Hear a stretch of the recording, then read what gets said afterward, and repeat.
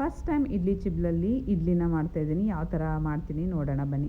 ಮೊದಲಿಗೆ ಕಾಟನ್ ಬಟ್ಟೆನ ಇಡ್ಲಿ ಚಿಬ್ಬಲ್ ಸೈಜ್ಗೆ ಕಟ್ ಮಾಡಿಕೊಂಡು ಹೊಸದಾಗಿರೋದ್ರಿಂದ ನಾನು ಇಡ್ಲಿ ಚಿಬ್ಬಲ್ನ ನೀಟಾಗಿ ವಾಶ್ ಮಾಡ್ಕೊತಾ ಇದ್ದೀನಿ. ಮತ್ತು ಇಡ್ಲಿ ಪಾತ್ರೆಗೆ ಕಡ್ಡಿ ಇದೇನು ಬಿದ್ರ ಕಡೆ ಅದನ್ನ ಒಂದು 2-3 ಲೇಯರ್ ಅಷ್ಟು ಜೋಡಿಸ್ಕೊಂಡು ಅದಾದಮೇಲೆ ಇವಾಗ ಇಡ್ಲಿ ಚಿಬ್ಬಲ್ಗೆ ಬಟ್ಟೆನ ಹಾಕ್ಕೊಂಡು ಇಡ್ಲಿ ಹಿಟ್ಟಿಗೆ ಸ್ವಲ್ಪ ಸೋಡಾನ ಹಾಕಿ ಸ್ವಲ್ಪ ಉಪ್ಪು ಹಾಕಿ ಚೆನ್ನಾಗಿ ಮಿಕ್ಸ್ ಮಾಡಿಕೊಂಡು ಇಡ್ಲಿ ಎಲ್ಲನೂ ತುಂಬ್ಕೋತಾ ಇದ್ದೀನಿ. ಅದಾದಮೇಲೆ ಮತ್ತೆ 1 ಲೇಯರ್ ಅಷ್ಟು ಇಡ್ಲಿ ಚಿಬ್ಬಲ್ನ ಹಾಕಿ ಮತ್ತು ಒಂದು ಮೇಲ್ಗಡೆ ಕಡ್ಡಿನ ಜೋಡಿಸ್ಕೊಂಡು ಮತ್ತೆ ನಾವು ಇಡ್ಲಿ ಚಿಬ್ಬಲ್ನ ಹಾಕಬೇಕಾಗತ್ತೆ. ಇದೇ ಥರ ನಾವು ಎಷ್ಟಿದೆ ಪಾತ್ರೆ ಅಷ್ಟಕ್ಕೂ ಜೋಡಿಸ್ಕೊಂಡು ಬರಬೇಕಾಗತ್ತೆ.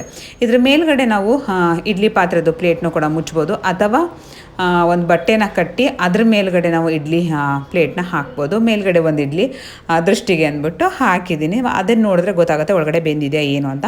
ತುಂಬಾ ಸಾಫ್ಟಾಗಿ ಬಂದಿತ್ತು, ಸ್ವಲ್ಪನೂ ಅಂಟ್ಕೋತಾ ಇರಲಿಲ್ಲ. ಒಂದು ಸಲ ನೀವು ಟ್ರೈ ಮಾಡಿ, ಇಲ್ಲ ಟ್ರೈ ಮಾಡಿದ್ದೀರಾ ಅಂತ ಕಾಮೆಂಟ್ ಮಾಡಿ.